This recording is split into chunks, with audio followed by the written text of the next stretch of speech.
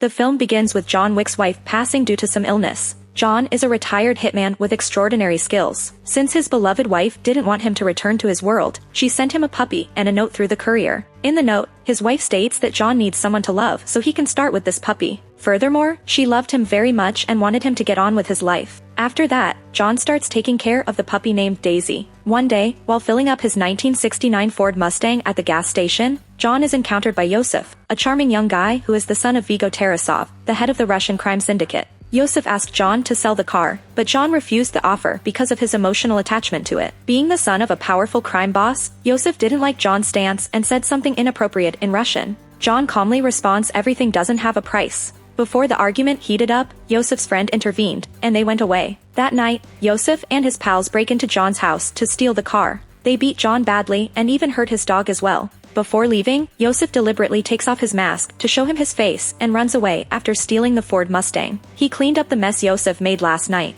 John then buried his beloved wife's last precious gift. Meanwhile, Iosef drove the car to Aurelio's garage for a new VIN number and cleaned paper. Aurelio immediately recognized the vehicle and inquired about how he got the car. Iosef proudly said he stole that car from a fool and hurt his dog as well. Aurelio panicked because he didn't want to get into trouble, so he struck him in the face and kicked him out of his garage. Shortly after, John paid him a visit, and Aurelio informed him that the car had arrived, but he refused to assist them. John then borrowed a car from him and departed. That night, Vigo called Aurelio to inquire why he struck his son. Because he stole John Wick's car, sir. As soon as Iosef entered the house, Vigo thrashed Iosef and revealed who he had screwed up with. John is not an ordinary hitman. He was the one we used to send to get rid of the boogeyman. Moreover, he is competent enough to have used a pencil to knock out 3 men at a pub. Vigo further said John was one of his associates and wanted to retire for a girl. As a result, he assigned an impossible mission to him. John effectively accomplished the task that laid our empire's foundation. Shortly after his lovely wife passed away, you stole that car and hurt his dog. Father, I can make this right. Vigo responds that John will come for you, and you will be powerless to stop him. On the other hand, John entered the basement with a hammer and began hammering the floor to take out the gadget box. Vigo then phoned John to calm down and requested that the issue be resolved in a civilized manner. Instead of saying anything, John hung up on him. That night, to protect his son's life from impending danger, Vigo dispatched his men to John's house to kill him. On the other hand, John was well prepared and got rid of them effectively. After that, John calls the cleaner to clean the mess up. They promptly arrived and professionally swept all of the evidence. Upon hearing that tragic news, Vigo put a 2 million bounty on John's head. Vigo then meets with an old friend of John's to find out what he thinks about this massive reward. Is the contract exclusive? No, it's open. Consider it done. The following morning, John transfers to the Continental Hotel, a sanctuary for underworld criminals. According to the guidelines, no business can be undertaken within the hotel premises. Hence, all guests have been declared untouchable. John meets the hotel manager and owner, Winston, who is also his old pal. Winston informs him Iosef is hiding in the Red Circle pub. John dashes to the Red Circle club to settle his score. In the meantime, Iosef was having fun with his buddies, unaware of the threat silently approaching him. John walks into the club and begins to take out the bodyguards, but all of his efforts are in vain since Iosef manages to escape. However, while trying to get rid of Iosef, John got hurt. Upon returning to the hotel, he requested medical help. The doctor stitches his wound and advises him to postpone his plans for a few days. Otherwise, the stitches will come apart. That night, while John was sleeping, Marcus set up his sniper rifle on the opposite side of the building. Meanwhile, Miss Perkins avails this opportunity and sneaks into John's room. Marcus notices her and fires a shot to warn John. When Miss Perkins starts firing, he manages to avoid being hit by her bullets. Miss Perkins informs John that Vigo has offered her $4 million to conduct business inside the hotel. Vigo's giving me 4 to break hotel rules.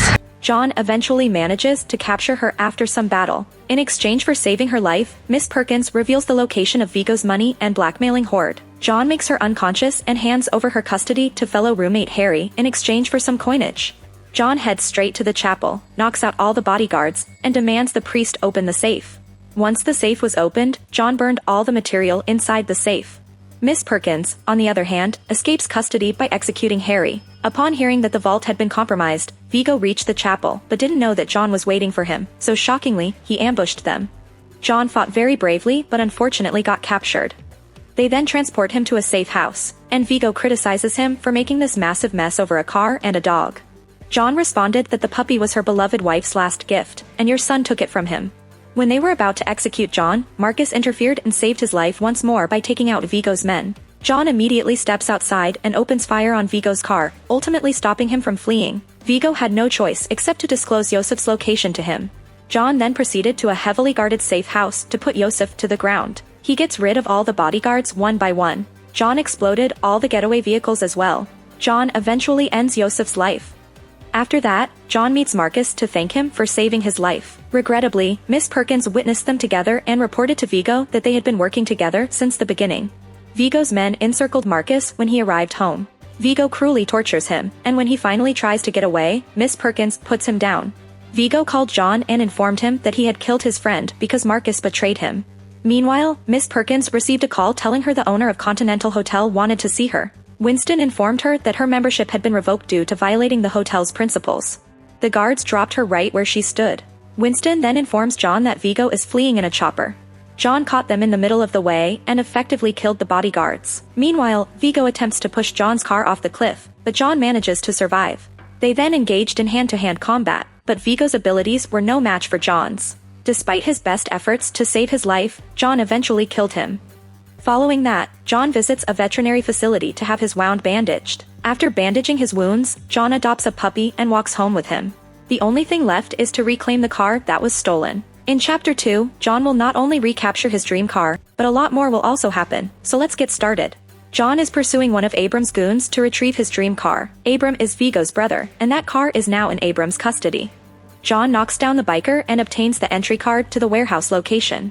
Meanwhile, Abram instructed his right hand to pack everything fast and prepare for the ambush because he knew John was coming. Abram's operational manager says he is only one man against an army of men. So we're giving everything up for a car?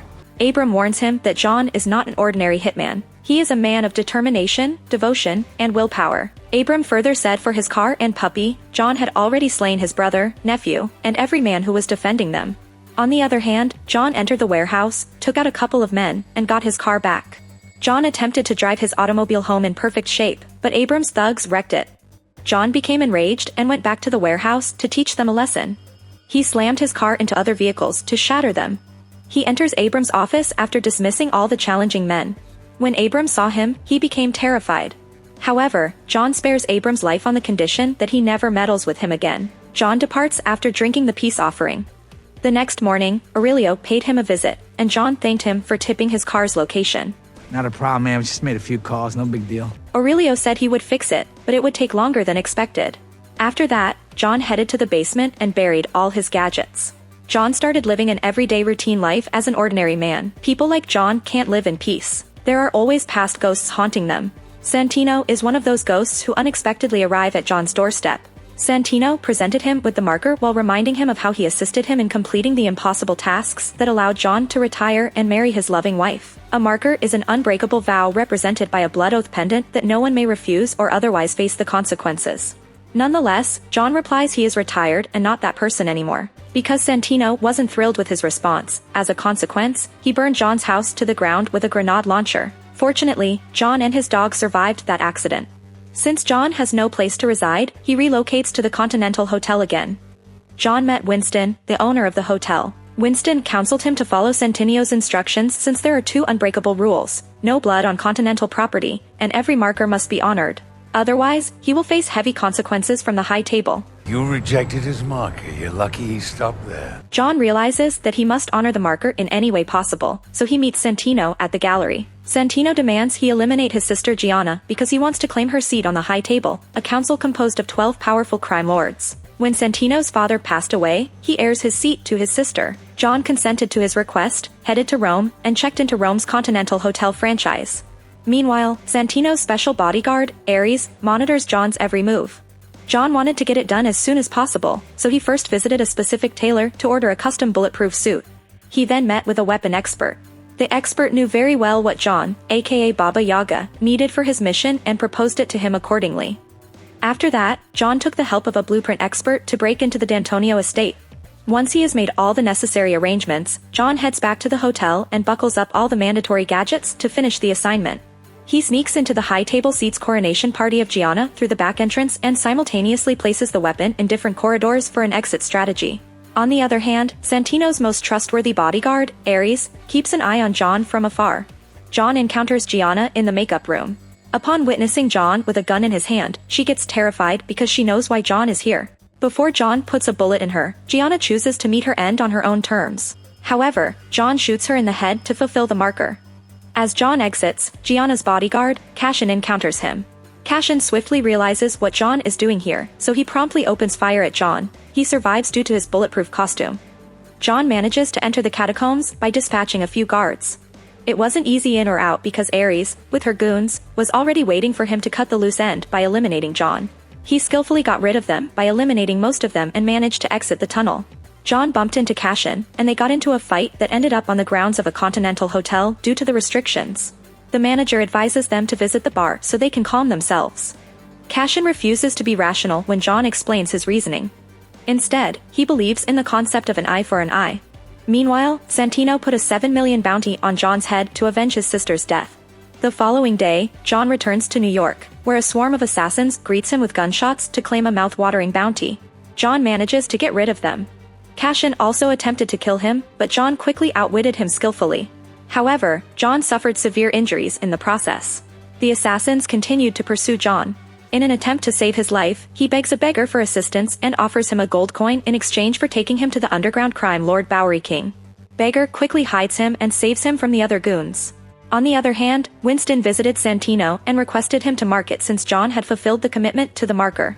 Santino marked the marker. You stabbed the devil in the back. Now he's free of the marker. What do you think he'll do? When John regained consciousness following the medical assistance, he met with Bowery King. He requests Bowery King's help in finding Santino and using his underground network to get him to Santino.